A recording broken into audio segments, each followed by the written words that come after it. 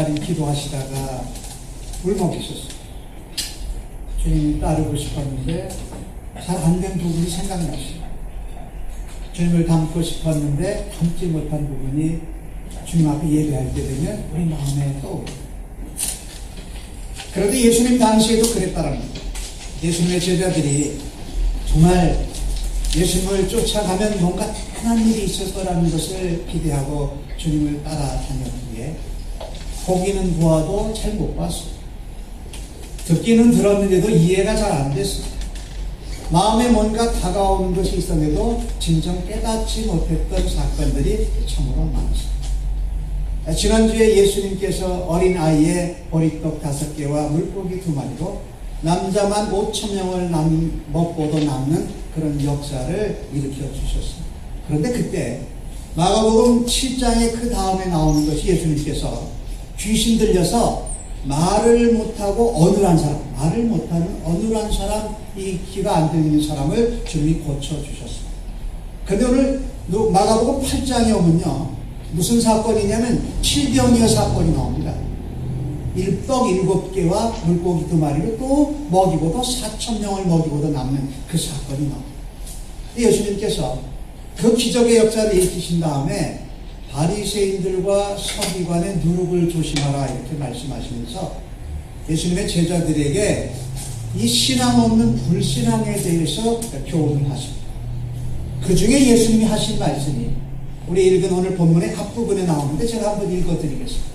8장 17절과 18절에 나오는 말씀인데 예수께서 아시고 이르시되 너희가 어찌 떡이 없음으로 수군거리느냐, 아직도 알지 못하며 아직도 깨닫지 못하느냐, 너희 마음이 둔하냐, 너희가 눈이 있어도 보지 못하냐, 귀가 있어도 듣지 못하느냐, 또 기억하지 못하느냐, 이렇게 제자들에게 말씀을 하십니다. 제자들이 떡 얘기를 했더니 예수님이 이 떡 안 가져왔다고 야단치는 줄 알고 그냥 먹을 떡에 대해서 생각하는 것에 대해서 예수님이 보지도 듣지도 기억하지도 깨닫지도 못하느냐 하는 말씀을 주셨어요. 그런데 그 사건이요, 오늘 8장 22절과 27절에 보면 무슨 사건이 나오냐면요, 또 소경을 고칩니다. 또 이 맹인을 고치십니다. 맹인을 고치세요. 자, 가만히 보니까 예수님이 5병이요 7병이요 사건을 일으키실 때마다 특징이 하나가 있습니다. 마가는 그것을 아주 유심히 기록을 했는데, 눈먼 자나 귀가 들리나 말 못하는 사람들을 예수님이 고친 사건이 거기 한 사건으로 여기에 뭔가 의미하는 바가 있다랍니다. 또 마가복음 9장에 가면은 또 귀신 들려서 말 못하고 귀가 들리지 않는 사람을, 어린아이를 또 고치십니다. 그러니까 예수님이 기적을 일으키신 사건과 사건 사이에 보지 못하고 말하지 못하고 듣지 못하는 사람들이 계속 예수님께 치료함을 받더라는 겁니다. 이 이야기는 뭐냐면요, 마가는 예수님의 제자이면서도 예수님을 따르겠다고 따라 나서 놓고서도 예수님이 기적을 일으키시고 말씀하실 때마다 보고도 제대로 못 보고 듣고도 제대로 이해하지 못하고 마음에 감동을 받고 뭔가 도전을 받았는데 정작 깨닫지 못하는 제자들의 모습을 마가가 보여주고 있다. 그래서 오늘 주신 말씀 특별히 예수 믿는 사람들의 예수의 제자도에 관한 말씀. 제자들이 어떤 도리를 따라갈 거냐. 그런데 오늘 이 제자들의 모습을 보면 누가 가장 먼저 생각이 나는 거야. 나예요, 나. 내가 예수 믿으면서 이 제자들의 모습과 별로 다르지 않다라는 거야. 우리가 은혜가 떨어지면 누구 김집사 박 집사 그 생각하는데 그게 아니고 우리에게 은혜가 있으면 내가 그렇다는 거야. 내가 나의 모습이. 그래서 오늘 본문을 통해서 여러분과 제가 예수님을 따라가려거든 우리는 무엇을 어떻게 해야 할까요? 이게 여러분과 함께 시작하는 질문이고 마지막으로 드리는 질문. 우리가 예수님을 따라가려거든 무엇을 어떻게 해야 할까요? 오늘 주신 말씀 27절과 30절에 나오는 말씀을 보면 이렇습니다. 예수님이 질문을 하십니다. 사람들이 나를 누구라고 하더냐? 그랬더니 좀 이따가 예수님이 너희는, 제자들 너희는 나를 누구라고 하냐? 사람들이 바라다보고 생각하고 경험한 예수를 물어보셨고 또 이어서 제자들이 경험하고 바라보고 기대하는 예수님에 대해서 물어보십니다. 예수님 왜 이런 질문을 하셨을까요? 믿음 생활은요, 예수님을 따라가려고 하는 것은요, 그냥 따라가면 되는 것이 아니에요. 우리 예수님께서는요, 믿는 사람으로 우리의 믿음의 고백, 신앙 고백을 듣기를 원하세요. 너희들은 다 예수를 어떻게 믿고 고백하고 따르느냐? 사람들은 어떻게 나를 기대하되? 이러고 물어보신 거예요. 사람들은, 어떤 사람은 침례 요한이라고 그랬습니다. 어떤 사람은 엘리야가 올 거라고 그러니까 엘리야가 온다고, 엘리야라고 얘기했습니다. 어떤 사람은 선지자 중에 한 사람이라고 얘기했습니다. 그 중에 헤롯 왕은 자기가 침례 요한을 죽였기 때문에 예수님이 침례 요한이 다시 살아왔다고 두려워했던 것을 여러분이 한번 보고 오셨을 거예요. 마가복음에서. 자, 그런데 많은 사람들이요, 예수님을 만왕의 왕이요, 메시아요, 구세주라고 고백하는 사람들은 없었습니다. 그들 중에 많은 사람이 선지자 중에 하나, 위대한 스승 중에 하나, 랍비 중에 한 사람, 선지자 중에 하나, 어떤 사람은 또 이런 얘기 했죠. 귀신의 왕 바알세불을 힘입어서 귀신을 쫓아낸다. 예수님 보러 귀신이라고 그런 사람들이 있어요. 그런데 오늘 베드로는 뭐라고 고백합니까? 주는 그리스도시요, 그리스도시이다. 유명한 마태복음 16장 16절에는 베드로의 고백을 이렇게 기록을 합니다. 주는 그리스도시요, 살아계신 하나님의 아들이십니다. 그랬더니 예수님이 바요나 시몬아 내가 복이 있도다 그러십니다. 이것을 너에게 알게 하시고 네가 잘나서 위대한 신앙 고백을 한 것이 아니라 하늘에 계신 아버지가 너로 하여금 그렇게 고백하게 하셨다. 그러니까 베드로가 엄청나게 위대하고 정확하고 바른 신앙 고백을 예수님께서 드린 것입니다. 마태복음에 보면 예수님께서 그 베드로에게 뭐라고 그랬어요? 내가 반석 위에 내 교회를 세우니 음부의 권세가 범하지 못하리라 라고 말씀하세요. 근데 여기 이 반석이라는 것은 베드로를 말하는 것은 아니에요. 그죠? 반석은 누구세요? 예수님이세요. 반석은 하나님이세요. 근데 그 반석 위에 베드로의 신앙 고백은 뭐예요? 집을 짓는 주춧돌 삼아서 집을 세우시겠다는 거예요. 신앙의 집, 믿음의 집, 하나님의 집, 교회, 하나님 나라를 세워가시겠다는 거예요. 베드로의 이름이 뭐예요? 베드로, 피더가 작은 돌이란 얘기예요. 그렇죠? 그러니까 작은 돌을 반석 위에 탁 세우고 거기다 집을 지으면 어떻게 해요? 집이 안전하죠. 성경의 다른 곳에 보면 뭐라고 되어 있습니까? 모래 위에 쌓은 집이 있고 반석 위에 쌓은 집이 있어요. 근데 반석 위에 쌓은 집에 뭐를 또 넣습니까? 주춧돌을 넣습니다. 뭐 반석하고 연결시킵니다. 그렇죠? 이게 예수님이 하신 말씀이거든요. 그런데 예수님의 말씀이 뭐예요? 아, 베드로와 같은 제대로 바르게 된 신앙 고백 위에 내가 믿음으로 너희가 하나님의 집을 세우는 지체로 동역자로 삼겠다고 말씀하신다. 그래서 우리가요, 예수님을 따라가려거든, 예수님을 쫓아가려거든 뭐 해야 될까요? 믿고 따르는 대상을 그분이 어떤 분인지 바르게 분명하게 고백해야 돼요. 여러분 그러세요? 여러분 우리가 예수님을 믿고 내가 신앙생활을 한다고 해서 내가 믿고 따르는 대상, 하나님, 예수님, 성령님, 그분에 대해서 어떤 분인지 고백하고 계시나요? 물론 고백하시는데 바르게 고백하고 계시나요? 아니면 우물쭈물하게 하시나요? 분명하게, 단호하게, 담대하게 하시나요? 오늘 예수님이 사람들이 어떻게 하느냐, 제자들이 어떻게 하느냐 물어보신 이유가 바로 여기 있습니다. 우리가 예수를 믿고 따를 때에 우리가 따르는 그 분이 어떤 분인지 분명하고 바르고 담대하게 고백하시는 은혜가 여러분들에게 있기를 간절히 소원합니다. 어떤 사람들은요, 예수님을 선생님이라고 불렀어요. 어떤 사람은 스승이라고 불렀어요. 또 여러분들 중에 이런 분이 있을지도 몰라요. 병이 걸렸는데 낫고자 예수님께 나왔다가 예수님을 믿은 분도 있을 거예요. 저 같은 경우가 그러기도 했어요. 아, 예수님이 치료자야 이렇게 생각하는 분도 있을 거예요. 육신의 병도 영혼의 병도 치료하시는 분이다. 또 어떤 분은요, 어려운 일이 많이 있었는데 예수님이 도와주시는 분이세요. 그래서 도움자로 예수님을 고백하는 분도 있어요. 또 어떤 분은 아주 넓은 의미로 복받겠다, 건강하고 사업이 잘 되고 내가 명예와 권력과 지위를 얻는 그런 복을 주시는 분으로 믿는 분도 있어요. 그런데 그거는 다 부분적인 거죠. 성경은 예수를 뭐라고 말씀하십니까? 우리의 영과 육신을 구원하는 구원자라고 말씀하고 있습니다. 여러분 어떻게 예수를 믿게 되셨습니까? 어떤 분은 친구 따라서, 어떤 분들은 병 때문에, 어떤 분들은 가정의 사업의 파탄 때문에, 어떤 분은 내가 가지고 있는 학업의 문제로 예수님을 만나고, 어떤 분은 그냥 부모님 잘 만나가지고 어려서부터 그냥 모태신앙으로 자연스럽게 신앙생활 하는 분들이 있기도 해요. 그런데 어떻게 믿었든지 간에 예수님은요 하나님의 아들이세요. 믿으시죠?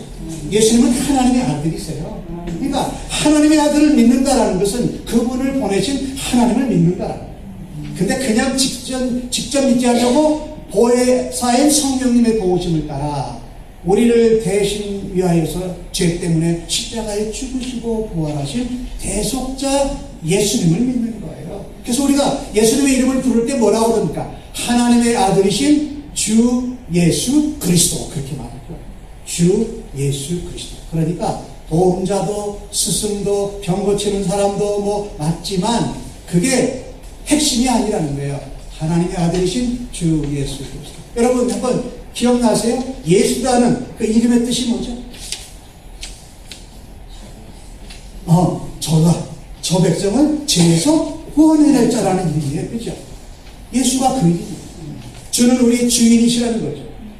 그리스도라는 거예요. 기름 부어 오신 왕이요, 제사장이요, 선지자로 오신 삼위일체 하나님을 표현하고 있죠. 예, 맞습니다. 우리의 고백이 처음에 그러지 못했다 할지라도 병으로 하여튼 어떤 문제로 예수님께 만나고 나서 어떻게 해요? 그 고백이 바르게, 담대하게 분명히 고백되기를 주님께서 기다리시고 우리에게 질문하실 때 언제든지 그렇게 고백하시는 여러분들 되시기를 주님의 이름으로 간절히 축복합니다. 예수님은 그 대주이십니다. 그분은 우리의 주인이십니다. 그분은 우리의 목자가 되십니다. 영어로는 그렇게 말해요. 그래서 예수님이 My Lord and Savior, He is my shepherd, He is my master in my own life. 내 모든 삶의 주인이고 주권자이시다라고 말씀합니다.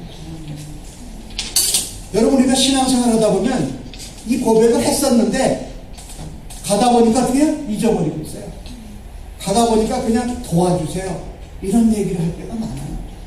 그런데 이렇게 바르고 분명하게 고백할 때에 주님은 우리를 주님을 따라가는 일에 계속해서 함께 하실 줄로 믿으시기를 간절히 소원합니다.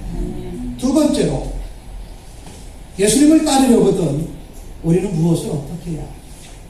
오늘 주신 말씀 31절에서 33절에 나오는 내용을 보니까 요약하면 이렇습니다. 예수님께서 처음 말씀하신 거예요. 내가 사람 인자가 많은 고난을 받고 대제사장 서기관들에게 잡혀서 버림받아서 죽임을 당합니다.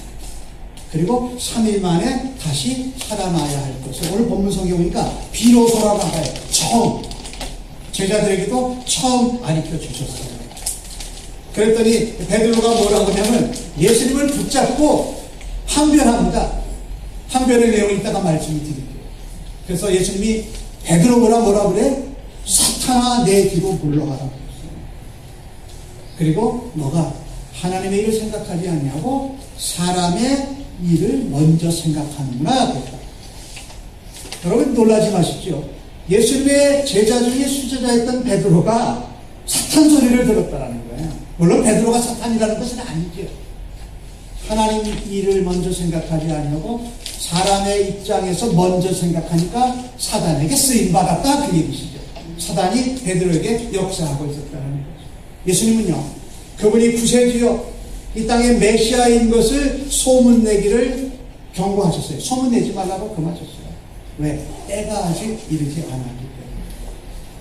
그런데요, 그렇게 경고하고 금하셨던 예수님이요, 베드로의 고백을 들으시고 그 분명하고 위대하고 담대한 신앙 고백, 믿음의 고백을 들으시고 베드로에게 그리고 제자들에게 새로운 일을 알려주십니다. 내가 붙잡혀서 고난받고 3일 죽고 3일 만에 다시 부활합니다. 여러분, 이게 숨겨진 거라는 거예요. 예수 그리스도가 메시아로 이 땅에 오신 중요한 일은 병 고치고 귀신 쫓아내고 떡 만들어주고 물고기 먹여주는 그 일은 하긴 하시는데, 핵심이 뭐다? 예수님이 죄인들을 대신해서 십자가에 대신 죽으시고 부활하신다. 이게 진짜라는 거예요. 예수님이 하신 말씀입니다. 이야기를 안 하시고 계시다가 신앙 고백을 한 베드로와 제자들에게 알려주신 거예요. 여러분과 제가요, 신앙생활 하다가 우리가 믿음의 그복 신앙 고백했던 것을 주님 앞에 새롭게 확인할 때에 우리 주님께서 새롭고 놀라웠고 비밀스러운 일들을 여러분에게 보여주실 줄 믿습니다. 신앙 고백이 없으면 그걸 이해를 못해요. 신앙 고백이 새로워지지 않으면 그거 들려줘도 어떻게 해요? 듣지도 못해요. 알아듣지도 못해요. 보아도 안 보이고요. 들었어도 못 들었고요. 마음에 뭔가 찡하고 왔어도 깨닫는 게 전혀 없다고 그러고 찡하고선 끝난다라는 거예요. 누가 그랬습니까? 신앙 고백을 드릴 때에 새로운 일을 우리에게도 여실 것입니다. 누가 그랬습니까? 바울 사도에게 그러셨잖아요. 사울이 예수님 믿는 사람 붙잡으러 다니고 하나님을 위한 열심히 예수 믿는 사람들 죽이고 핍박하는 거였는데, 그가 어떻게 했습니까? 다메섹 도상에서 부활하신 예수님을 만나잖아요. 그랬더니 왜 나를 핍박하느냐고 질문하시죠. 그랬더니 사울이 물어봅니다. 누시옵니까? 그러고 나서 사울이 어떻게 됩니까? 눈이 머는데 다시 눈을 뜨게 해주시고, 그러하여 어떻게? 복음의 일꾼에는 새로운 일을 예수님께서 펼쳐주셨습니다. 여러분과 제가요, 신앙 고백을 새롭게 분명하게 담대하게 확인할 때에 새로운 일을 하나님이 펼쳐주실 것이 분명합니다. 그걸 믿으셔야 돼요. 오늘 주신 말씀을 보니까 많은 고난을 받고 3일 만에 죽으셨다가 부활하신다고 말씀하십니다. 그런데 이 얘기를 들었을 때 수제자 중에 수제자 베드로는 어땠습니까? 뭐라고 그랬어요? 오늘 보니까 본문 말씀을 보니까 예수님 좀 일로 좀 저 좀 보세요. 예수님을, 표현이 이상합니다만 예수님을 붙잡고 바깥으로 나갔어요. 끌고 나가지고 예수님한테 뭐라고 했다고요? 항변했다고 그랬어요. 그런데 이게 예수님께서 베드로한테 사탄아 물러가라 꾸짖었다라는 단어랑 똑같은 단어입니다. 그러니까 베드로가 제자 중에 수제자로서 예수님한테 할 말이 있습니다 하고 예수님을 책망하고 문책하면서 꾸지람하듯이 예수님에게 항변합니다. 예수님 그럴 수 없습니다. 안 됩니다. 내가 예수님을 메시아로 그리스도로 따라가는 것은 3일 만에 죽고 고난당하고 다시 살아나는 그거하고는 전혀 상관이 없던 겁니다. 그들이 무슨 생각을 가지고 있었습니까? 예수님을 따라가면 우리는 어떻게 해요? 그분이 로마의 압제를 벗어나고 정치적인 왕으로 메시아가 되면 우리는 좌의정, 영의정, 우의정 할 거다. 그래서 돌아오는 길에 뭐라고 그러니까 누가 크냐 그래요.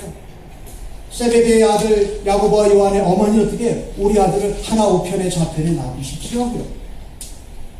그러니까 예수님 그런 말은 되지 않습니다라고 베드로가 안 된다라고 그럴 수 없습니다라고 말하고 있는 거예요. 왜 그랬을까요? 그는 12제자 중에 3인방이었고 3인방 중에 그가 제일 앞서가는 제자였습니다. 그러니 이게 완전히 자기가 꾼 꿈이 어떻게 해요? 도루묵이 되는 거예요. 하나도 아닌 것으로 되어버리니까 그래서는 안 된다라고 말씀합니다.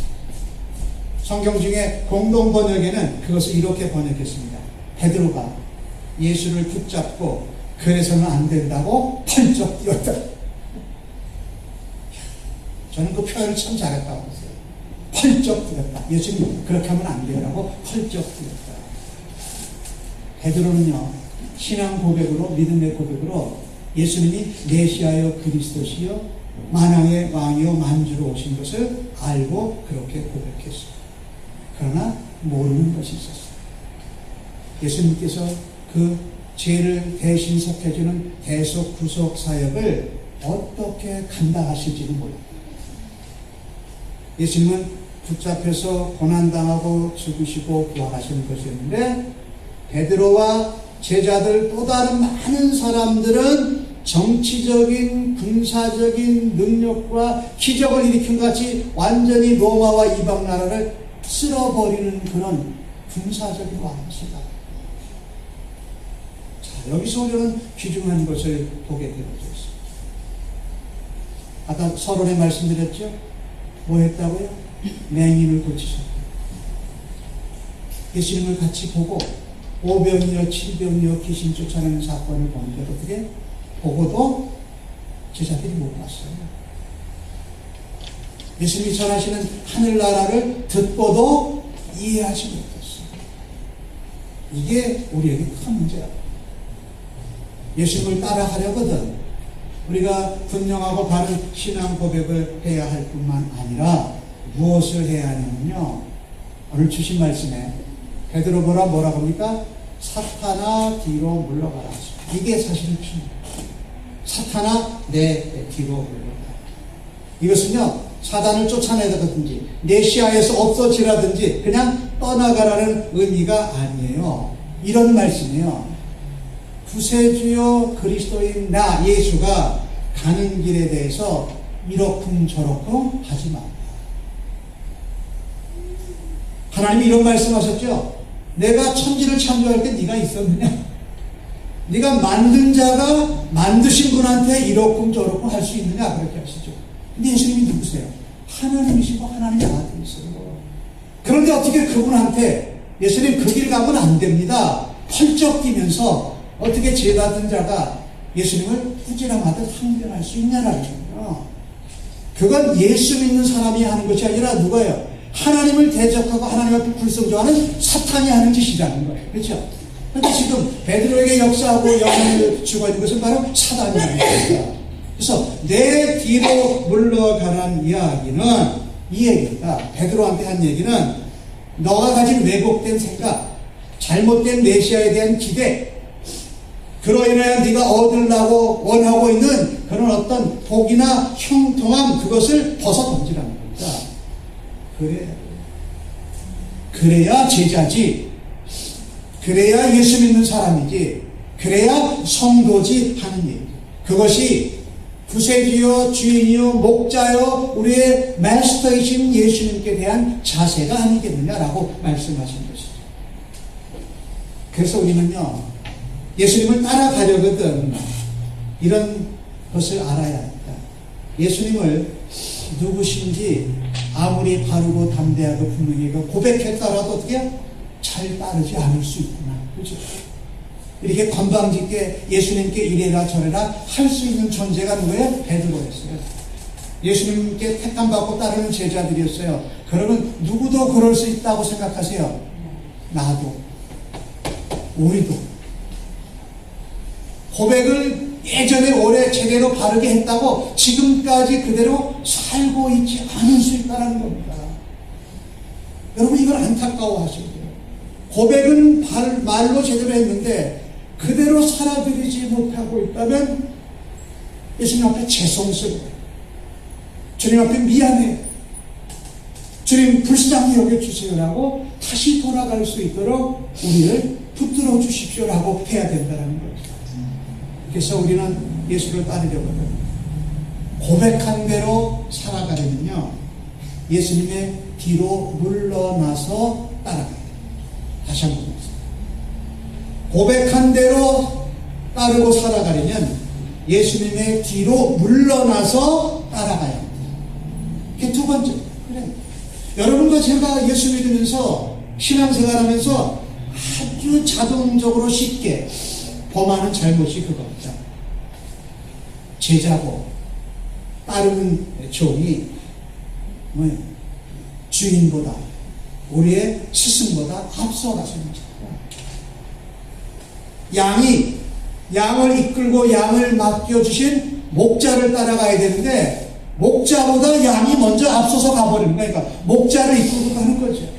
그 목자가 담임 목사인 저일 수도 있고 우리 목장의 목자일 수도 있고, 그러나 그거보다 더 중요한 것은 예수님보다 우리가 먼저 가서 예수님을 이끌고 다니려고 하는 게 큰 문제라는 겁니다. 그러니까 내 뒤로 물러서라 예수님이 말씀하셨던 거죠. 여러분과 저는요, 고백한 대로 자주 살지 못하는 인생입니다.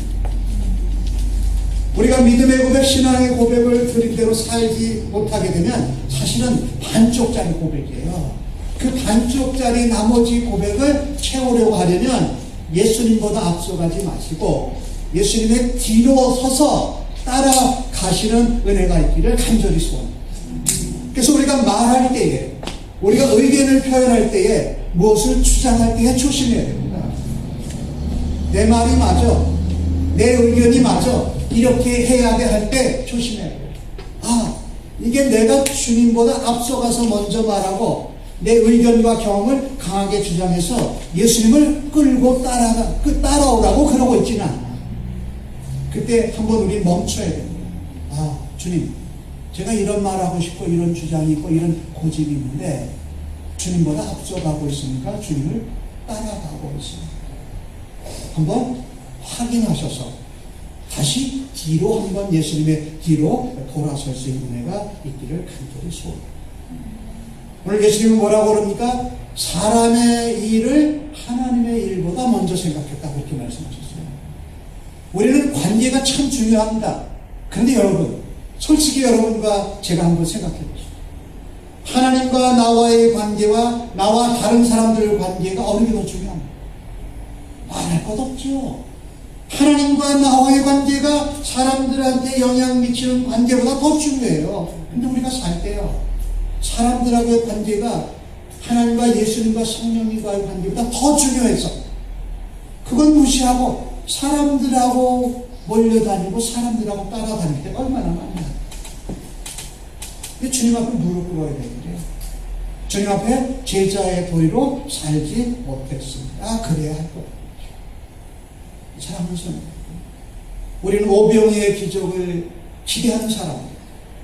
또 그것도 기대하지만 우리가 바르고 분명하고 담대한 신앙 고백을 드릴 뿐만 아니라 주님 뒤로 돌아가서 주님을 따라갈 때에 주님이 우리를 제자로 여기시고 놀라운 새로운 일을 가르치시고 감당케 하시는 은혜를 허락하여 주시기 원합니다.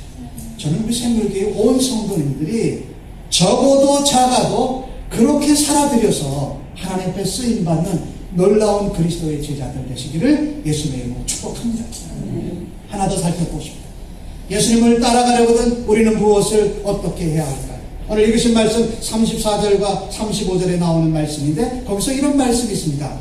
나를 따라오려거든 자기를 부인하고 자기 십자가를 지고 나를 따를 것이다. 누구든지 자기 목숨을 구원하고자 하면 잃을 것이요, 누구든지 나와 복음을 위하여 자기의 목숨을 잃으면 구원받으리라, 구원을 이루어 가리라 라고 확인해주고 계신 것입니다. 여러분, 우리는 순간순간 매일매일 선택하면서 살아야 됩니다. 자신을 부인하든지 예수님을 부인하든지. 그렇다면 자신을 부인한다는 건 어떤 것일 거예요? 이런 겁니다. 내가 원하는 대로 내가 주인 돼서 살겠습니다. 내 생각이 더 지혜로울까 보이니까 말씀의 지혜보다 예수님의 모범보다 내 생각과 경험대로 살겠습니다. 주님이 뭐라고 하셔도 내가 내 삶의 내 인생의 주인이니까 내 마음대로 합니다. 내가 주권자입니다 하는 게 아닙니다라고 하는 것이 자기를 부인하는 거예요. 자기 집착하는 것, 자기 주장하는 것, 자기 자랑하는 것. 그래서 이기적으로 살아가려고 하는 이것을 포기하는 거니까 자기 부인하는 건 이런 거예요. 내가 주인이야. 예수님이 주인이십니다. 삶의 원칙을요, 내 자기 중심이 아닌 어떻게 하나님 중심으로 살겠습니다. 내 경험이나 지혜가 아닌 예수님의 모범과 본을 쫓아가겠습니다. 내 생각대로 살지 아니하고 세밀한 성령님의 인도하심을 그래도 따라가겠습니다 라고 하는 것이 자기 부인을 계속 해가는 삶입니다. 그러면 여러분과 저는요, 성경이 약속한 이것을 경험합니다. 나는 없는 것 같지만 예수 안에 내가 살아있는 겁니다. 믿으시죠? 나는 없는 것 같이고 나는 뭐가 있느냐 하는 것으로 느껴지지만 어떻게 예수 안에 내가 살아있더라는 겁니다. 바울 사도는 갈라디아 2장 20절 가운데서 그것을 이렇게 고백하지 않았습니까? 내가 그리스도와 함께 십자가에 못 박혔다. 그런즉 이제 내가 산 것이 아니요 내 안에 그리스도께서 사는 것이라. 이제 내가 육체 가운데 사는 것은 나를 사랑하사 나를 위하여 자기 몸을 버리신 하나님의 아들 예수를 믿는 믿음 안에 사는 것이야. 그러니까 나는 죽었지만 나는 예수 안에 십자가의 고난과 보혈을 통해서 새로운 나가 살아있다는 것을 발견하고 경험하고 증거하는 삶을 살게 하신다. 이 얼마나 대단한 삶. 이런 삶을 누리시는 성도님들 되시기를 주님의 이름으로 간절히 축복합니다. 그래서 바울 사도는 이렇게 말합니다. 우리가 살아도 주를 위하여 살고 죽어도 주를 위하여 죽나니 우리는 어떻게 사나 죽으나 주의 것이로다 그러잖아요. 로마서 14장에 보면. 여러분요, 우리가 이 세상 가운데 사는 삶이 그렇게 녹록하지 않죠. 얼마나 힘들고 어렵고 아프고 현재 있는 것도 유지해가기가 어렵습니다. 그런데 이 말씀을 기억하면 아주 마음에 뿌듯한 게 올라. 나는 살아도 죽어도 주의 것이야. 그러니까 내가 실망하고 낙망하고 포기할 필요가 전혀 없어요. 왜? 주님 손에 있으니까. 주의 것이니까 주님이 살려도 나를 살리실 것이고 죽여도 나를 죽이실 것이니 주 안에 있으면 그것으로 족한 줄을 믿습니다. 그래서 바울은 또 이렇게 하잖아요. 먹든지 입든지 마시든지 무엇을 하든지 뭐예요? 다 주의 영광을 위해서 한다. 여러분, 여러분이 일하는 직장, 여러분이 섬기는 운영하는 사업체, 그것을 어떻게 하나님의 손에 맡기십시오. 그러면 누가 책임지세요? 하나님이 책임져 주시고 내게 그것을 감당할 수 있는 은혜와 능력을 주시고 하나님이 천군천사를 동원하여서 믿음의 동역자들을 붙여주실 줄로 믿습니다. 그게 제자의 삶입니다. 그것이 성도의 삶입니다. 세상 사람들은 그렇게 안 삽니다. 그런데 예수님은 우리에게 그렇게 기다리고 계세요. 기대하고 계세요. 너희가 그렇게 살아야 된다. 그래서 베드로와 제자들에게 물어봅니다. 너희들은 나를 누구라 하느냐? 오늘 그 질문 우리에게 하죠. 너는 나를 어떻게 고백하며 어떻게 살고 있느냐? 여러분, 순간순간 우리는 선택하면서 가야 합니다. 편안한 길을 살 것인지 내 몫에 맡겨주신 십자가를 지고 살 것인지. 여러분, 십자가를 진다는 것은 무엇입니까? 고난입니다. 고통입니다. 어려움이에요. 힘듦이에요. 여러분, 예수님을 믿고 살아가는 데는 고난과 고통과 힘듦과 어려움이 반드시 있습니다. 그게 먼저 있습니다. 그거 얻기 위해서 예수를 믿는다면 신앙 고백을 다시 한번 점검해 봐야 된다는 겁니다. 오늘 예수님은요, 자기를 부인하고 자기 십자가를 지고 나를 쫓으라고 하는 거죠. 그것은 예수님도 지셨습니다. 그러면 누구도 져요? 예수님을 믿고 따르고 신앙 고백하는 제자들도 신자도 져야 되는 길이에요. 예수 믿는 길은요, 먼저 고난의 길입니다. 먼저 희생의 길입니다. 먼저 헌신의 길이라는 거예요. 사람들이 이걸 싫어해요. 그러니까 예수님한테 신앙 고백한 것도 마음대로 뒤집어 바꿔요. 순서도 마음대로 다 옮겨요. 그렇죠? 이게 우리가 가지고 있는 문제라는 거예요. 예수님을 우리가 제자로 따를 때는요, 즐거움도 기대하지만 어때요? 고난의 자리도 함께 나는 것이 예수님을 따르는 성도와 제자들이 마땅히 가야 할 길인 줄 믿습니다. 한국 교회에 아주 존경받는 어른이셨던 한경진 목사님은 설교 가운데 이런 말씀을 하셨어요. 신앙인은 십자가를 축복의 예행 연습으로 여길 수 있어야 된다. 여러분, 신앙인은요, 제자는요, 십자가의 고난과 문제와 희생과 헌신을 축복을 누리기 위한 과정이지 예행 연습이라고 누릴 때에 제자의 길을 고백대로 따라갈 수 있는 줄 믿습니다. 여러분, 우리가 고백한 대로 따를 때에 마땅한 헌신과 희생을 치러야 돼요. 여러분, 3번에 쓰십시오. 마땅히 헌신과 희생을 치러야 됩니다. 우리 예수님을 따라가고 예수님이 오늘 말씀하셨잖아요. 사람이 무엇을 주고 자기 목숨을 바꾸느냐. 네가 따라가는 것이 너 목숨하고 바꾸는 것보다 훨씬 그만큼 중요해. 그리고 네가 나를 부인하고 나를 따라오지 않고 신앙 고백한 대로 쫓아오지 않으면 나중에 내가 너를 다시 만나 재림할 때 나도 너를 부끄러워할 거야. 그러십니다. 여러분 한번 생각해 보세요. 이 땅에서 잠깐 머무는 동안 살고 주님 만나서는 영원히 살 텐데 그때 부끄러워하는 모습으로 주님을 만나기를 좋아하시겠어요? 아니면 이 땅에서 좀 어려운 적들에도 영원히 주님이 나를 자랑스러워하시고 기뻐하시는 주님의 제자로 예수님을 만나고 계시겠어요? 여러분 하는 거예요.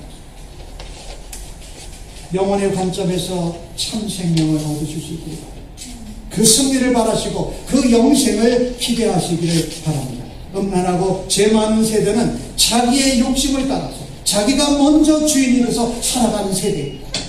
그런데 이 가운데서 소망이요 빛이 되는 사람들이 있습니다. 바로 예수님 신앙 고백대로 그렇게 살아가는 사람들이 이 어두움의 세상을 밝힐 것입니다. 이 썩어져가는 세상을 썩지 않도록 소금과 같은 역할을 감당할 거라고 말씀하고 계십니다. 말씀을 정리하려고 제자가 되기 위해서 주님의 십자가와 주님의 자기 앞에 자기 부인하고 따라가기 위해서는 포기해야 될 것이 무엇입니까? 여러분 한번 한 주간을 살면서 돌아보세요. 내가 주님 십자가와 맡기심을 지기 위해서 포기해야 될 것입니다. 여러분 조금 손해릅니다. 조금 어렵더라도 예수님을 부끄러워하지 마십시오. 말씀을 없이 여기지 마시기를 바랍니다. 여러분 짐 애리엇이라는 젊은 선교사가 웨튼 갈리를 졸업하고 선교지에 갔습니다. 자기 친구들과 함께 가자마자 원주민의 화살과 창에 맞아서 죽었어요. 그런데 그 아내가 거기를 또 들어갔어요. 아내의 이름은 엘리자베스 엘리엇인데 그녀가 쓴 책에 이런 것이 있어요. 전능자의 근위라는 책에 짐 엘리엇이라는 선교사의 젊은 선교사 죽은 사람의 글을 이렇게 썼습니다. 십자가를 진다는 것은 희생과 손해를 전제로 합니다. 예수님은 참 생명을 얻기를 원한다면 우리의 목숨을 내어놓으라고 말씀하십니다. 그분의 손에 의탁하고 그분을 신뢰하는 것입니다. 으뜸이 되기 원하면 꼴찌가 되고 섬김을 받으려면 섬기라고 하십니다. 하늘의 밀알이 떨어져 죽지 아니하면 그대로 있고 열매 맺지 못한다고 말씀하셨습니다. 그런데 우리가 잊지 말아야 할 것은 예수님께서 그 길을 우리보다 먼저 앞서 가셨고 우리가 그 길을 따라오시기를 기대하신다는 겁니다. 어쩌면 여러분과 제가 신앙생활 하면서 고백했는데 눈이 닫혀져 있는지 모르겠어요. 고백을 담대하고 분명하게 했는데 우리의 마음이 딱딱해져 있는지 모르겠어요. 우리가 수없이 그렇게 한다고 말씀을 드리고 예배를 드리는데 우리의 입이 복음을 전하고 예수님을 자랑하는 일로 열려져 있지 않고 닫혀져 있는지 모르겠어요. 그런데 감사하게도 그렇게 부족한 베드로 그와 함께 동참했던 12 제자들의 눈과 귀와 입술을 주님이 열어주셨습니다. 그들을 통해서 하나님 나라를 증거하셨고 그들 모두가 쓰임을 받았다는 겁니다. 그러면 우리같이 연약한 부족하들도 저들도 우리 주님께서 사용하실 것을 굳게 믿으시고 천국을 얻는 사람이 모든 것을 팔아서 그 천국을 소유한 것 같이 우리 만왕의 왕이요 만주의 주시오 구원자요 구세주시오 우리의 주인이시오 목자장 되신 예수님과 어떤 것도 바꾸지 않고 예수님을 자랑하시기 위해서 부끄러움을 당하지 않는 우리 성도님들 되시기를 주의 이름으로 간절히 축복합니다. 아멘.